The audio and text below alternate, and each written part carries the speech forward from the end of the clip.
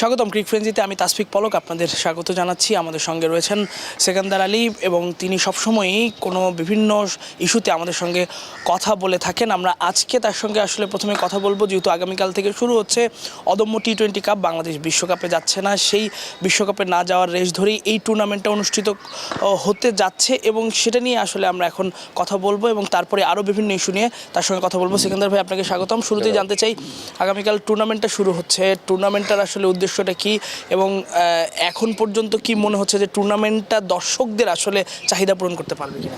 দেখুন, এই টুর্নামেন্টটা তো একটা উদ্দেশ্য ছিল সরকারি নির্দেশনা পালন করা, তাছাড়া আর কোনো কিছু না। আসিফ নজরুল বলেছেন একটা টুর্নামেন্ট করতে, টি-20 টুর্নামেন্ট, এবং সেই টুর্নামেন্ট ন্যাশনাল টিমের প্লেয়ার বা পাইপলাইনে যেসব প্লেয়ার রয়েছে সেই প্লেয়ারদের দিয়ে আপনি খেলাচ্ছেন। কিন্তু আলটিমেটলি এই টুর্নামেন্ট থেকে খুব একটা লাভজনক কোনো কিছু না। বিসিবির বরঞ্চ 2.5 কোটি টাকা প্লেয়ারদের ইতে যাবে। এটা ক্ষতিপূরণ পুষিয়ে দেওয়ার মতো অনেকটা, যেটা হচ্ছে বিশ্বকাপ খেলতে পারেনি বলে দুধের সাথে ঘোলে মেটানো আর কি। আপনি একটা জিনিস চিন্তা করে দেখবেন যে বিশ্বকাপ শুরু হচ্ছে 7 তারিখ থেকে। আজকে আপনার কালকে থেকে শুরু হবে এই টুর্নামেন্ট। এই টুর্নামেন্ট দিয়ে আপনি কী বোঝাতে যাচ্ছেন? আপনি বোঝাতে চাচ্ছেন যে বিশ্বকাপের সময় বাংলাদেশের মানুষ সব ভুলে গিয়ে আপনার শুধুমাত্র এই যে টুর্নামেন্ট হচ্ছে টি-20 এইটা দেখবে। এটা তো না। বাংলাদেশ যার যার দেখার, মানুষের যার যেখানে আগ্রহ সে সেটা দেখবেই। এই টুর্নামেন্টের মধ্যে মানুষের বিন্দুমাত্র এখন আগ্রহ থাকবে না। দ্বিতীয় সামনে নির্বাচন নিয়ে মানুষ বেশি আগ্রহ থাকবে। আর সেই ক্ষেত্রে তবু মানুষের নানা রকম পলিসি থাকে, নানা রকমের খায়েশ থাকে, সেই খায়েশগুলি তারা মেটায়। এবং বাংলাদেশ ক্রিকেট বোর্ড যেহেতু এখন যারা বোর্ড রয়েছেন সেই বোর্ডের একেবারেই আগের সরকারি হস্তক্ষেপ ছিল না। এখন আমরা দেখতেছি যে আগস্টের পরে, যে 5 আগস্টের পরবর্তীতে যারা বোর্ড গঠন করছেন, সরকারি হস্তক্ষেপ একেবারে পুরোপুরিভাবে এখন বাংলাদেশের ক্রিকেট সরকার নিয়ন্ত্রিত। এবং এই সরকার নিয়ন্ত্রিত হওয়ার ফলে আইসিসি সঙ্গে কিন্তু আপনার যে বোঝাপড়ার ক্ষেত্রেও সরকারি পুরো বিষয়টা হস্তক্ষেপ করেছে। তো সব কিছু যখন চলে, তো আইসিসি একটা ঠুনকো সংগঠন বলেই বাংলাদেশকে এখনও নিষিদ্ধ করেনি বা বাংলাদেশকে পারে না। পাকিস্তানও সেমিত, যেহেতু পাকিস্তানে দেখবেন গঠনতন্ত্রের মধ্যে তাদের সরকারি নেতাকে আপনার প্রেসিডেন্ট হিসেবে, চেয়ারম্যান হিসেবে প্রতিষ্ঠিত করে।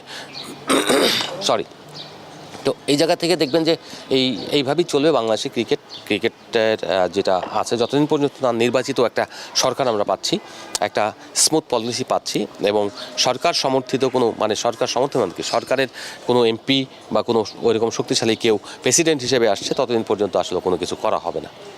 এমনিতেই টুর্নামেন্টটা নিয়ে কী মনে হচ্ছে? আজকে সালাউদ্দিন এসেছিলেন, মোহাম্মদ সালাউদ্দিন, যিনি বাংলাদেশ জাতীয় দলের সহকারী কোচ, এবং উনি বললেন বিশ্বকাপ না খেলাতে ক্রিকেটারদের মধ্যেও কিছুটা হতাশা কাজ করছে। সেই হতাশাটা কাটিয়ে ওঠার জন্য এই টুর্নামেন্টটা আসলে কতটুকু সেটার একটা কম্পেনসেশন হতে পারে? দেখুন, বিশ্বকাপের কম্পেনসেশন কোনো কিছু দিয়ে হতে পারে না। বিশ্বকাপ তো বিশ্বকাপই।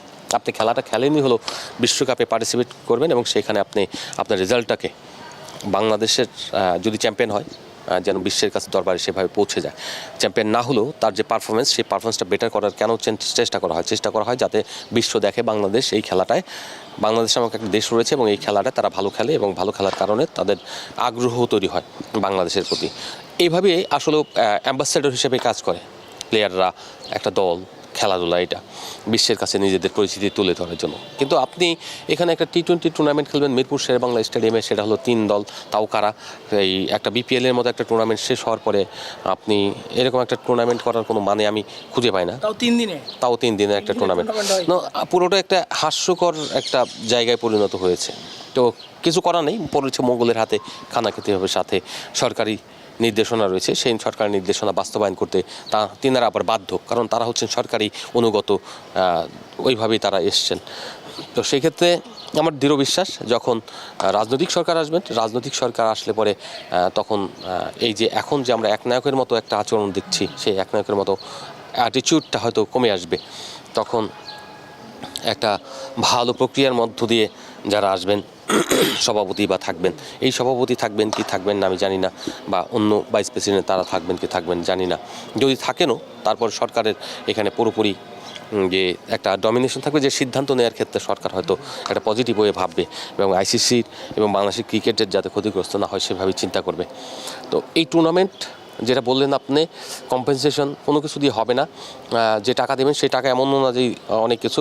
আপনি একটা যদি চিন্তা করেন যে বিশ্বকাপে যদি কেউ একটা ম্যান অফ দ্য ম্যাচ হয়, তার যে প্রাইজ মানি এবং Bangladesh cricket board, Bangladesh cricket দল যদি ওখানে খেলতো, তার যে পার্টিসিপেশন মানি, সেটা কিন্তু অনেক টাকা। সেই টাকাগুলি লস হলো। টাকাটার থেকে বড় কথা ওয়ার্ল্ড কাপে ম্যান অফ দ্য ম্যাচ হয়েছে, ম্যান অফ দ্য ম্যাচ হয়েছি, একটা গৌরবের ব্যাপার আছে, একটা জিতলে পরে তার একটা প্রেজেন্টেশনের ব্যাপার আছে, আরও কিছু ব্যাপার রয়েছে যেগুলি হচ্ছে আপনার এই জায়গায় থেকে আপনাকে প্রেজেন্ট করে, সেটা কিন্তু আপনার নাই, থাকছে না। এই টুর্নামেন্ট দিয়ে আপনার কে দেখবে, কাকে দেখাবেন? বাংলাদেশের মানুষ দেখবে? টিকিট দেখলাম ছেড়েছে, মানে আপনি দেখেছেন কেউ এসে টিকিট কিনেছে? এইটা তো দেখা নাই, পরে দেখবেন যে ফ্রি কিছু ঢুকিয়ে দিচ্ছে এই করে কিছু দর্শক দেখানোর জন্য। এই লোক দেখানো কাজগুলো এখন বেড়েছে। আমরা দেখলাম যে ওই যে পিচ বানানো 137টা উইকেট বানাবে, দ্যাটস গুড প্ল্যান, বাট এই প্ল্যানগুলো প্রত্যেকটা ডিস্ট্রিক্টে যদি 64টা জেলায় 5টা করে উইকেট বিভিন্ন মাঠে বানিয়ে দেন, সেই মাঠটা যদি ইউটিলাইজ করার মতো হয়, তাহলে আপনার প্ল্যানটা সাকসেস হবে। খালিদ মাসুদ পাইলটের উদ্যোগটা আমি বলবো যে ভালো, কিন্তু সেই উদ্যোগটা ইমপ্লিমেন্ট করা, তিনি তো পূর্বের, তিনি যখন ছিলেন না, বিসিবি ডিরেক্টর ছিলেন না, সেই সব জায়গার সেই সময় তিনি যে কাজগুলি করেছেন সেইগুলিকে প্রেজেন্ট করা হয়েছে। তার মানে তিনি ডিরেক্টর হওয়ার পর এখন পর্যন্ত কিন্তু কিছু করতে পারেননি। আপনি যেটা করবেন সেটা করার পর আপনার প্রেজেন্টেশনটা দিলে ভালো হতো। আপনি রাস্তা থেকে ইট টুকিয়ে আনছেন কিংবা সিমেন্টের কোনো কনক্রিটের কোনো একটা টুকরো এনে সেটা দিয়ে আপনি উইকেটের বেসমেন্ট তৈরি করছেন, দ্যাটস গেট, ওকে, তৈরি করেন, সবই করেন, কিন্তু সেটা হচ্ছে যে আপনি কখন করছেন। এখন তো আপনি বিসিবির আন্ডারে যখন যাবেন তখন আপনি এখানে ইনভেস্ট করবেন প্রপার ওয়েতে উইকেট বানানোর। আমরা তার সঙ্গে আমরা দেখছি যে আপনার যেখানে 3টা ভেন্যুর বাইরে আন্তর্জাতিক খেলানোর মতো কিংবা একটা ফার্স্ট ক্লাস ম্যাচও যে কোনো 12 মাস রান করার মতো একটা কন্ডিশন দিতে পারছেন না, রাজশাহী, বগুড়া, তো সেই জায়গায় আপনি খালি উইকেট বানায়, এটা কোয়ালিটির চেয়ে কোয়ান্টিটির উপর তারা ফোকাস করছে, দেখাবো আমরা এতগুলো উইকেট বানিয়েছি। তো এইগুলির মতো এরকম একটা টুর্নামেন্টও মনে করেন যে এই একটা দেখালো যে আমরা এই সময় খেলেছি। মানুষ কোনো কিছুই ভুলে না। আজকে যেটা মনে হচ্ছে যে তার সিদ্ধান্তই একদম, বা এই এখন যারা রয়েছেন তাদের সিদ্ধান্তই চূড়ান্ত, এই অবস্থায় তারা থেকে হয়তো জাতিকে একেবারে সম্মানিত করেছেন, তা না। কদিন পরে এই এক সময় তো আমরা দেখেছি আওয়ামী লীগের ফলোয়ার ভরা দেশে, আওয়ামী লীগ ছাড়া দেশে কোনো মানুষ ছিল না। মাঝে মাঝে মনে হতো যে শেখ হাসিনাই বোধহয় আওয়ামী লীগার না। তো সেই জায়গায় আমরা এখন দেখতে পাচ্ছি যে কত রকমের বিচিত্র কাহিনী। 5ই আগস্ট দেখলাম, জুলাই বিপ্লব দেখলাম, সব আমরা অংশগ্রহণ করলাম, করে রাস্তায় দাঁড়িয়ে থাকলাম, নিউজ কভার করলাম, সব কিছু দেখার পরে সব কিছু, কিন্তু দেশের কি আদৌ পরিবর্তন হয়েছে? পরিবর্তন তো হয় নাই। এবং তারা যে আওয়ামী লীগ যেভাবে করছিল স্বৈরাচারের মতো, তাই সেই স্বৈরাচারের স্টাইলটা বরঞ্চ আরও বেড়ে গেছে। কারণ হচ্ছে কি, আপনি আসছেনই এই কাজ করার জন্য। তো এখানে যেটা আমি দেখতে পাচ্ছি ক্রিকেটের, আমি যেহেতু ক্রিকেট সাংবাদিক বা স্পোর্টস জার্নালিস্ট, আমি মনে করি যে ক্রিকেটের যে স্বৈরাচারিত্ব বেড়েছে, আগে তো অনেক কিছু করেও চুপ থাকা যেত, এখন আপনাকে রেস্ট্রিক্ট করে দিয়েছে, আপনি গেট দিয়ে ঢুকতে পারবেন না কয়েকদিন পর। আমরা চাচ্ছি যে আপনি একেবারেই ক্রিকেট জার্নালিস্ট যারা কাভার করে এখানে, স্পোর্টস জার্নালিস্ট, তাদেরকে একদম ব্যান করে দেন, এখানে আসারই দরকার নেই, ক্রিকেটের কোনো প্রচার লাগবে না, কোনো প্রচার লাগবে না, আপনি সেই সিদ্ধান্তটা কবে নেবেন সেই অপেক্ষায় আছি। সেকু ভাই, একটা কথা বললেন যে ক্রিকেট জার্নালিস্টদেরই ব্যান করে দেন, মানে এই ধরনের বেশ কিছু হঠকারী সিদ্ধান্ত আমরা এই বোর্ডকে দেখেছি, এবং বোর্ডেরও বিভিন্ন কর্মকাণ্ড, পরিচালকদের কর্মকাণ্ড সব কিছু মিলিয়ে বিতর্কিত বোর্ড, এটা মানে বলতেই হয়, এটা আসলে না বলে কোনো উপায় নেই। কিন্তু গত একদিন আগে আরেকটা ঘটনা হয়েছে যে হাইকোর্ট একটা রুল জারি করেছে যে নারী ক্রিকেটারদের যে হেনস্থা করা হয়েছে, বিশেষ করে জাহানারা ইস্যুতে, সেটাতে বোর্ড কেন নিশ্চুপ বা কেন সেই তদন্ত প্রতিবেদনটা আসলে কোর্টে জমা দেয়নি। এরপরে আমরা দেখলাম তড়িঘড়ি করে রাতের আধারে সেই তদন্ত প্রতিবেদনটা আবার একটা স্বাধীন তদন্ত কমিটি বিসিবির হাতে তুলে দিল। তো সেই প্রতিবেদনটা আসলে কি, আপনি কি জানতে পেরেছেন প্রতিবেদনে কি আছে? আপনি কি আদৌ জানেন যে প্রতিবেদন বিসিবির হাতে তুলে দিয়েছে সেই তদন্ত কমিটি? আমরা একটা ছবি দেখেছি, এখন সেই ছবিতে কি আপনাকে একটা প্রেস রিলিজ দিয়ে আপনাকে একটা মূলাধরি দেওয়া হয়েছে, যেটা হয় আগে আপনি কেন জানান নাই? তার মানে হচ্ছে আপনার সব কিছু লুকোনো বা ধামাচাপা দেওয়ার জন্য আপনি চেষ্টা করেছেন, যে চেষ্টাটা আপনি ব্যর্থ হয়েছে যখন একটা রুল জারি হয়েছে যে এই তদন্ত রিপোর্ট আসতে হবে। এখন এখানে প্রশ্ন উঠেছে যে স্বাধীন যে তদন্ত কমিশন গঠন করা হয়েছিল বা কমিটি গঠন করা হয়েছিল, সেই কমিটির একজন সদস্যকে নিয়ে, নারী সদস্য, তিনি হচ্ছেন রুবাবাদুল্লাহ। তো রুবাবাদুল্লাহর তিনি, আমি মনে করি ঠিক আছে, কারণ যে কমিটিই বানান না কেন, বিসিবির টাকায় যখন আপনার এটা পরিচালিত হবে, কোনো বিদেশ থেকে কোনো কমিটি না, বাংলাদেশি, তখন সেই কমিটির উপরে যে টাকা দিবে তার একটা প্রভাব থাকবেই, এটা আপনি কোনোদিন অস্বীকার করতে পারবেন না, পুরো কমিটির উপরে প্রভাব থাকবে। বাংলাদেশ ক্রিকেট বোর্ড যেভাবে চাইবে, কমিটি সেই রিপোর্টটাই দেওয়ার চেষ্টা করবে। এখন হয়তো আপনার এটা মনে হচ্ছে যে তারা বলবে যে না আমরা এটা করেছি, এটা ঠিক আছে, ওইটা ঠিক আছে, নাটক অনেক কিছু দেখব, কিন্তু এই নাটক শেষ হবে যখন এই কমিটি আবার থাকবে না, তখন বলবে কোনো একদিন যে আমাদেরকে বলা হয়েছিল এইভাবে দিতে, কোনো একজন ফাঁস করে দেবেন। এইটা হবে বাস্তবতা।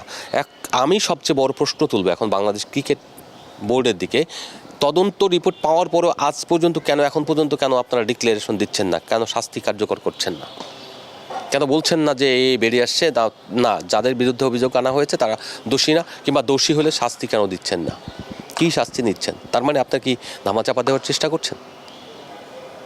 প্রশ্ন হলো ধামাচাপা দেওয়ার চেষ্টা করছেন? আপনি এটা দেন, স্বচ্ছতার জায়গায় আসেন। আপনার কোনো প্রতিবেদন তো বাংলাদেশের আজ পর্যন্ত বাংলাদেশ ক্রিকেট বোর্ডের সেটা আমরা আলোর মুখ দেখি না।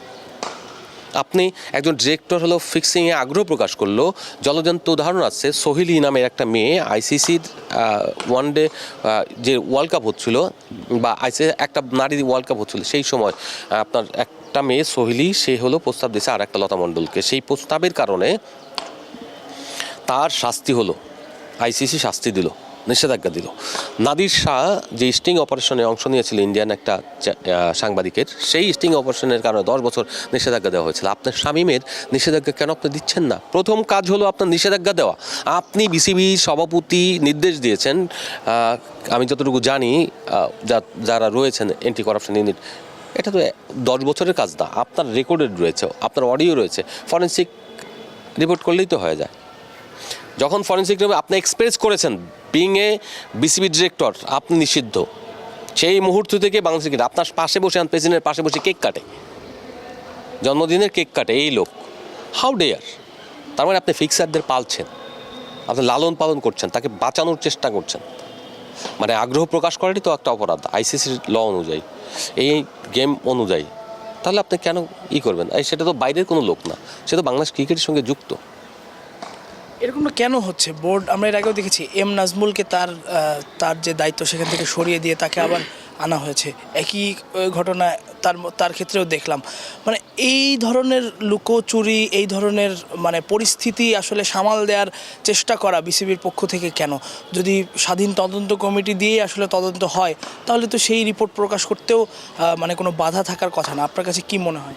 দেখুন, সব কিছুতেই স্বচ্ছতা আমাদের সামনে বলা হয়, কিন্তু ভেতরে অস্বচ্ছতাই সবচেয়ে বড় বেশি, না হলে এরকম ঘটনা ঘটার কথা নয়। আপনি ধরেন এম নাজমুল ইসলাম যখন কথা বলছে, সে সরি বলুক আর যাই বলুক, প্রকাশ্যে এসে কিন্তু পরক্ষণে যেমন মিডিয়ার সামনে আপনি সমালোচনা করেছেন, নিকৃষ্ট মন্তব্য করেছেন, সেই প্রেক্ষাপটে যখন আপনার তদন্ত হয়েছে কিংবা আপনি শোকজ নোটিশ দিয়েছেন, সেটা কারণ দর্শানোর নোটিশে জবাব দিয়েছে, সেই সঙ্গে সঙ্গে জবাব দেওয়ার আপনার সংবাদ সম্মেলনের মাধ্যমে তার উচিত ছিল যে বলা যে আমি দুঃখিত, আমার এটা ভুল হয়েছে, কিংবা বিসিবি যারা তদন্ত করেছে বা ডিসিপ্লিনারি কমিটি তাদের প্রকাশ্যে প্রেসিডেন্ট সহকারে বলা উচিত ছিল যে প্রজ্ঞাপন জারি করে যেভাবে আপনি করেছেন, তাদেরকে এখান থেকে বাতিল করেছিলেন, তার চেয়ারম্যানশিপ কেড়ে নিয়েছিলেন, সেইভাবে প্রজ্ঞাপন জারি করে আপনার করা উচিত ছিল, কিন্তু আপনি করেননি, লুকোচুরি ছাপা করেছেন। তার মানে হচ্ছে আপনি অসৎ। প্রশ্ন, আমার প্রশ্ন না, কিন্তু এই যুক্তি বলে আপনার সিদ্ধান্তগুলো নৈতিক না, আপনি অনৈতিক। আপনার বিরুদ্ধে সবাই যে প্রশ্ন তুলছে, এটা কেন সুযোগ দিচ্ছেন? আপনি সুযোগ দিবেন না, আপনি স্বচ্ছ থাকেন। আরে ভাই, আপনার পাওয়ার কি আছে এখান থেকে? আপনি তো ইন্টারন্যাশনাল একজন ক্যাপ্টেন ছিলেন, বিশ্বকাপ দলের মতো ফার্স্ট বিশ্বকাপের ক্যাপ্টেন ছিলেন, তো সেই জায়গায় আপনি সম্মানিত, সেই সম্মানিত জায়গাতে আপনার এইগুলি মানে সম্মানটা ধরে রাখতে হবে না? আপনি কেন এই যে সব কিছু করে অন্যের লাইবিলিটিস নিয়ে আপনার পুরো প্রক্রিয়াটাকে, পুরো সিস্টেমটাকে, পুরো একটা ইনস্টিটিউশনের দুর্নাম করিয়ে যাচ্ছেন? তাতে আপনার দুর্নাম হবে। আপনি তো আজীবন এখানে থাকবেন না, যতক্ষণ থাকবেন ততক্ষণ আপনি ক্রিকেটের স্বার্থে, ক্রিকেটের ইমেজের স্বার্থে আপনি সিদ্ধান্তগুলি নেবেন। যে সিদ্ধান্ত আপনাকে বিতর্কিত করবে, যে সিদ্ধান্ত আপনার ইমেজ নষ্ট করবে, সেই সিদ্ধান্ত নেওয়ার দরকার নেই।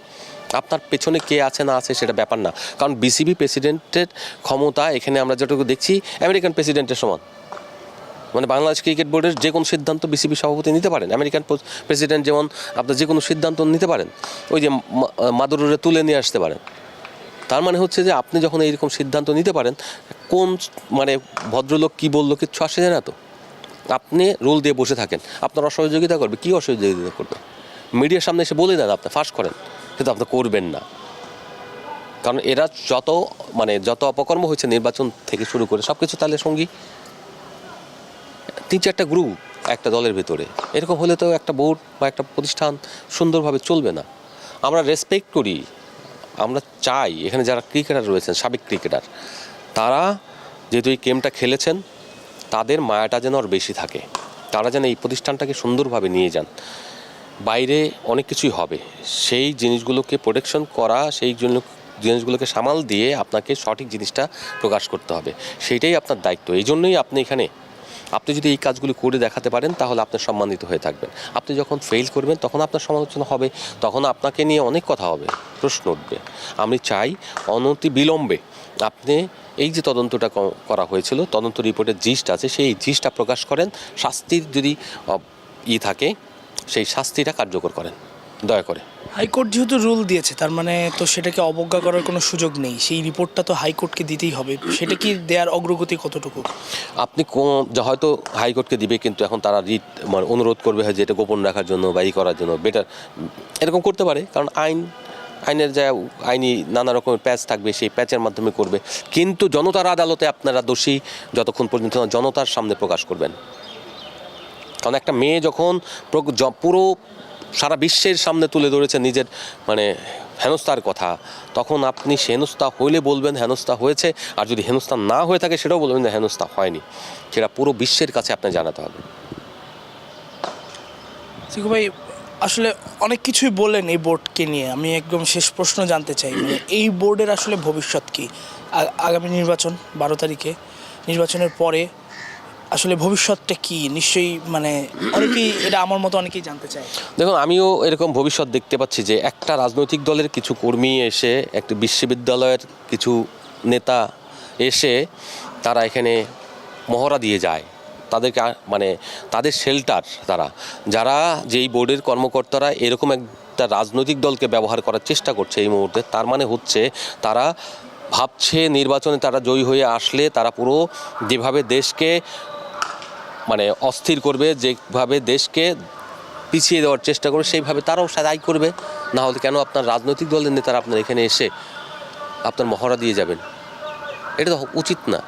এই বোর্ডের ভবিষ্যৎ কী সেটা মানে এদেশের রাষ্ট্র, এদেশের সরকার সিদ্ধান্ত নেবে, মন্ত্রণালয় পরবর্তীতে সিদ্ধান্ত নেবে। কিন্তু আপনি যখন মহড়া নিচ্ছেন, তার মানে আপনার উদ্দেশ্য স্বচ্ছ না, আপনার উদ্দেশ্যের পেছনে অন্য কোনো উদ্দেশ্য আছে। আপনি সেই জায়গা থেকে ব্যাকিং হয়ে আসছেন, আপনি কোনো একটা রাষ্ট্রের হয়ে কাজ করছেন কিনা আমি জানি না। আপনার এইসব প্রশ্ন আসবে এখন। কার হয়ে কাজ করছেন আপনি? বাংলাদেশের না অন্য কারো? ইন্ডিয়ার, পাকিস্তানের? কার হয়ে কাজ করছেন?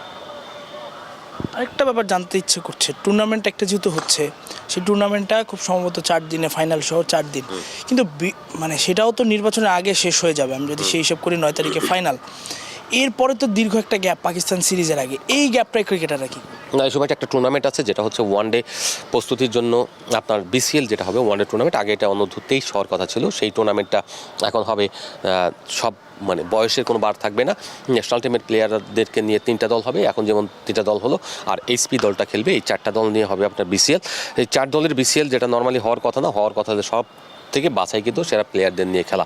আর 23 কেন করতে চেয়েছিল? কারণ হচ্ছে যে আপনার মাঝখানে আর কোনো বয়সভিত্তিক ফার্স্ট এইরকম লিস্টের টুর্নামেন্ট নাই, অর্থাৎ ওয়ানডে টুর্নামেন্ট ওইভাবে নাই। এই কারণে বিসিএলের এই টুর্নামেন্টটা হবে, এবং সেটা 14-15 দিনের একটা টুর্নামেন্ট, যেটা হচ্ছে 2 তারিখে শেষ হয়ে যাবে। বাকি সময়টা তারা আবার পাকিস্তান সিরিজের জন্য ক্যাম্প করবে, একটু বিরতি দিয়ে ক্যাম্প করবে। 12 তারিখে আপনার ফার্স্ট খেলা, 8 তারিখে যদি বিশ্বকাপের ফাইনাল শেষ হয়ে যায়, পাকিস্তান সাপোজ যদি বিশ্বকাপের ফাইনালও খেলে, তাহলে আপনার ওখান থেকে দেশে গিয়ে অথবা এখানে সরাসরি চলে আসবে ওয়ানডে দলটা, এসে আপনার 12 তারিখে প্রথম ম্যাচ খেলবে, 14 তারিখে দ্বিতীয় ম্যাচ, তারপর 16 তারিখে তৃতীয় ম্যাচ খেলে চলে যাবে। তো মার্চের মোটামুটি শেষ হয়ে যাবে। এরপরে যদি লিগ চালু করতে পারে তাহলে লিগ খেলবে, আর যদি লিগ চালু করতে না পারে ততদিন তো বাংলাদেশের রাষ্ট্র কাঠামো সব বোঝা যাবে যে কে থাকছে কে থাকছে না, এই ক্লাবগুলো আসবে কি আসবে না। রাজনৈতিক সরকার থাকলে তো কেউ না কেউ যুক্ত হবেই। তো সেই জায়গা থেকে এখন যে স্বেচ্ছাচারিতা আমরা দেখতে পাই, সেই স্বেচ্ছাচারিতা হয়তো থাকবে না। সেটা সব দিকের থেকেই, ক্লাবের পক্ষ থেকে বলেন, বোর্ডের পক্ষ থেকে বলেন, সব দিকের থেকে এই স্বেচ্ছাচারিতা বন্ধ হবে। আমরা আশা করি এখানে একটা সুন্দর পরিবেশ থাকবে, এবং ক্রিকেটই স্পোর্টস ক্রিকেট হলো একটি স্পোর্টস, এবং এই স্পোর্টিং পরিবেশ, এনভায়রনমেন্ট এবং জেন্টলম্যান গেম বলা হয়। আমরা আশা করি যে সব দিক থেকেই, সেটা সাংবাদিক হোক কিংবা এটা ক্রিকেটার হোক কিংবা বিসিবি পরিচালক বলেন বা কর্মী বলেন বা কর্মকর্তা বলেন কিংবা আপনার সারাউন্ডিংস যারা থাকে, দর্শক বলেন, সবার মধ্যেই আমরা একটা স্পোর্টিং অ্যাটিটিউড দেখতে চাই। লেখালেখি হবে, এটা কাজ, ভুল করলে আপনার এটা ধরে দেবো, ধরেই দেওয়া হলো মিডিয়ার কাজ। কারণ মিডিয়া হলো এই ভুল ধরিয়ে দেওয়ার জন্য, ভালোটার প্রশংসা করার জন্যই আপনার এখানে আসে। আপনি সব কিছু উড়িয়ে দিতে যদি চান যে মিডিয়ার কোনো অবদান নাই, অনেকেই শুনি যে ঢাকার লিগে কোনো অবদান, মিডিয়ার অবদান না। মিডিয়ার অবদান কি? আপনার ডাইরেক্ট অবদান হচ্ছে, আপনি যদি বলি তাহলে যে আপনি যে স্পন্সরগুলি পান, আপনি স্পন্সরগুলি দেয় এবং আইসিসি থেকে যে আপনার রেভিনিউ পান, সেই রেভিনিউর পেছনেও কিন্তু মিডিয়ার ভূমিকা। আইসিসি যে মিডিয়ার পেছনে বিশ্বকাপ যখন চলে বা যে পরিমাণে খরচ করে, আপনার যদি তাদের ধারণা থাকতো, আমার নিশ্চয়ই ধারণা আছে কারণ তারা তো বোর্ড পরিচালক আইসিসির, তো যে খরচ হয়, যে ইনভেস্টমেন্ট করে, সেই মানে জামায়াতুরের মতো দেখে থাকবেন আপনার ওখানে। কারণ হচ্ছে তারা জানে যে তাদের মাধ্যমে গ্লোবালি এই ক্রিকেটটা প্রচার হচ্ছে। তো বাংলাদেশের দর্শকরা এত ক্রেজি, কারণ হচ্ছে মিডিয়ার এখানে ফোকাস আছে। যখন থাকবে না তখন আসবে না লোকজন, জানবেও না। আপনি কারকে দিয়ে জানাবেন? খালি ফেসবুক দিয়ে? অত সহজ না দুনিয়াটা, অত সহজ না। তো আপনাকে রেসপেক্ট করেন, সবার প্রতি সবাই রেসপেক্ট থাকবে। আমি আশা করি যে কাউকে শত্রু ভাবার জন্য না, আমরাও কাউকে শত্রু কখনোই চিন্তা করবো না, কারণ সাংবাদিকরা কখনো কারোর মানে কাউকে শত্রু ভাবতে পারে না।